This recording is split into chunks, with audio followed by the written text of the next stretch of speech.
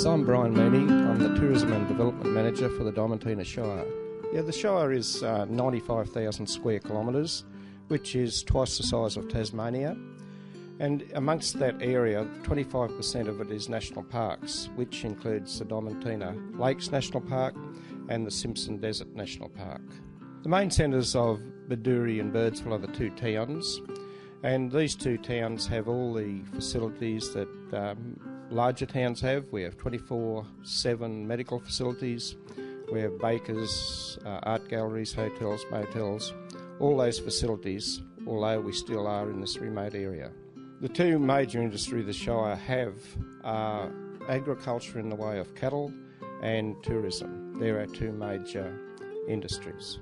A lot of the cattle out here are grown organically, and those cattle end up on the tables throughout the world, New York and Japan, these sort of places, which is amazing. And because the area is so pristine, there's no sprays, there's none of the contaminants that other areas have. I think our growth in tourism here has been unbelievable in the last 3 years, and it's fast catching up to our cattle industry as a GDP of the area.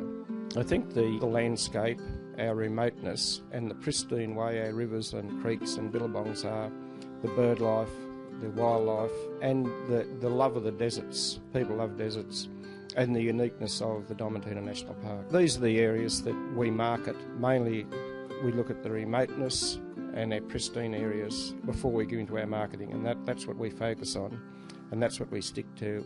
And now we've had 150% growth in tourism over the last 3 years. Yeah, we have cultural diversity. We're looking at putting in a major cultural centre here in Bedourie. We're looking at connecting through a heritage trail areas from the Barcoo Shire and Bullga Shire, which will lead through these areas. And then we're also looking at connecting that back across to Alice Springs. And for example, I can give you the example here in Bedourie.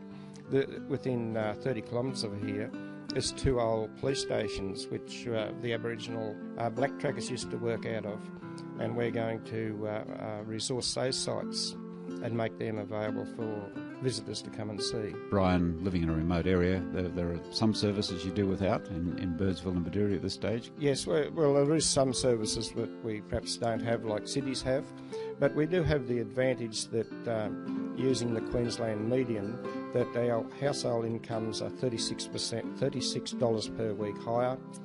Our rents are $115 per week lower, and mortgage repayments are $825 per month lower than what the Queensland median is. So that is quite an incentive for people to come out here to save money and to enjoy this unique area. Now that mobile coverage is gradually creeping into the area, they should come prepared that they're going to have to change a little bit of their lifestyle ways, that they're going to have to use ordinary phones.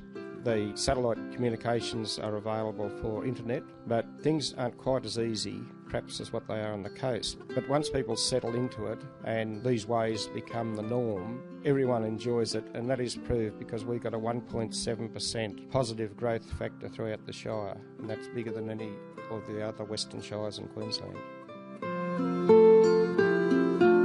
I think it's uniqueness why they should come here. Like, working conditions are very good, pay is above board as we've naturally talked about, and for the visitor coming to the area, it's a whole new world to them. I think perhaps the remoteness and the iconic landscapes out here is something that all the visitors talk about in our comment books.